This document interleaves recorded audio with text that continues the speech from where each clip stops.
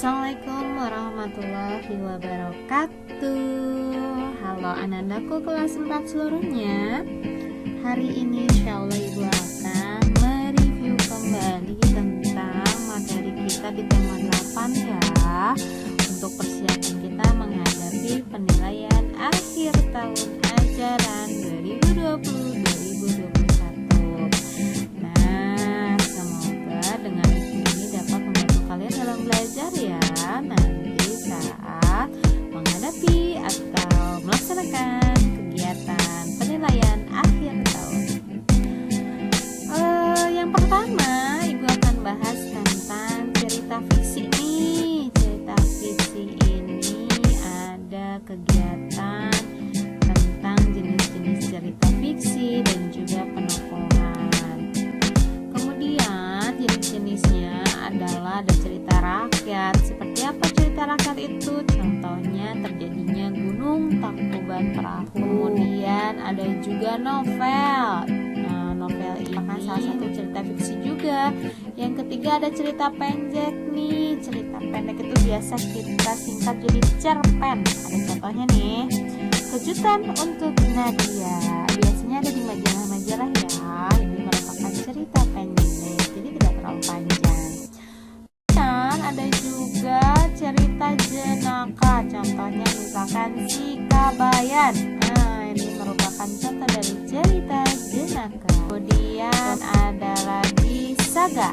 Saga contohnya Lutung Kasaru. Kemudian ada juga yang namanya fabel. Nah, contohnya Rusa dan Monyet Pemberani. Biasanya binatang ya, cerita tentang binatang ya, fabel. Kemudian di sini adalah penokohan dalam cerita fiksi. Biasanya waktu tokohnya itu ada antagonis, protagonis. Antagonis itu biasanya yang bersifatnya tidak baik ya atau jahat. Terus ada juga protagonis, itu biasanya berperan sebagai sifat-sifat yang baik.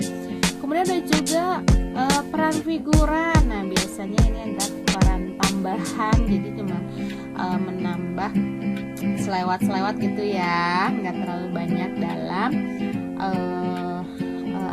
ceritanya. Ada juga tokoh utama. Nah, kalau tokoh utama ini pasti pemeran utama dan juga pasti sering muncul. Kemudian dalam mata pelajaran IPS kita mempelajari kegiatan ekonomi, ada kegiatan produksi, distribusi dan juga konsumsi. Produksi di sini Ibu mencontohkan adalah memproduksi kendaraan bermotor nih. Kita lihat ada yang mengecek kendaraan bermotornya, ada yang mengecek mesinnya, kontrol pokoknya supaya kendaraan bermotor ini jadi bisa dipakai.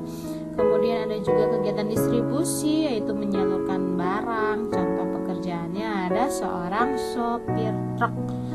Kemudian ada juga kegiatan konsumsi, yaitu mengkonsumsi misalkan ada makanan, minuman, ataupun memakai barang yang sudah kita beli. Sepatu, tas, baju, itu juga merupakan kegiatan konsumsi.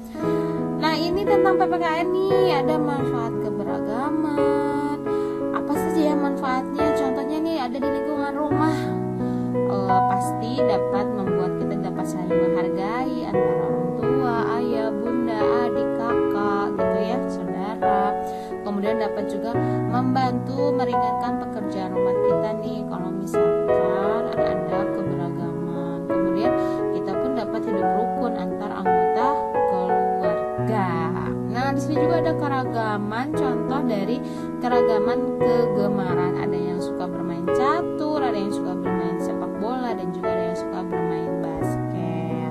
Kemudian ini ada pengaruh gaya nih, kita ingat lagi nih, ada yang mendorong mobil ya, yang mendorongnya lebih dari satu nih. Artinya kalau misalkan kita mendorongnya lebih dari seorang, artinya gayanya lebih besar, sehingga mobilnya pun akan mudah bergerak atau semakin cepat bergeraknya ya. Kemudian ini ada anak juga yang sedang menendang bola. Asalnya bolanya diam nih, kemudian ditendang. Artinya dia memberikan gaya ya, gaya dorong kaki ke bola. Nah, dari diam maka dia bergerak. Kemudian ada juga nih ada yang bermain balon. Nah, balon ini ketika kita terbangkan ternyata ada pengaruh dari angin nih.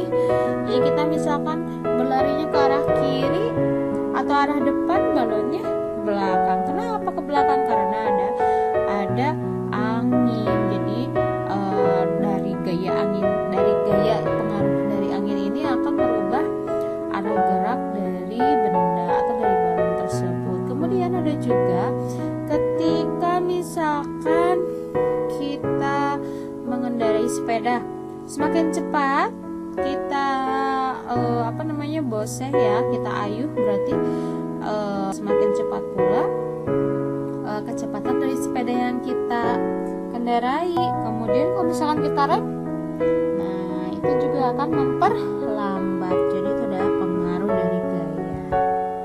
Kemudian selesai, alhamdulillah. Selamat belajar ya, semoga dilancarkan dan dimudahkan dalam mengerjakan penilaian akhir tahunnya. Semangat selalu anak-anak kelas 4. Semoga tetap semangat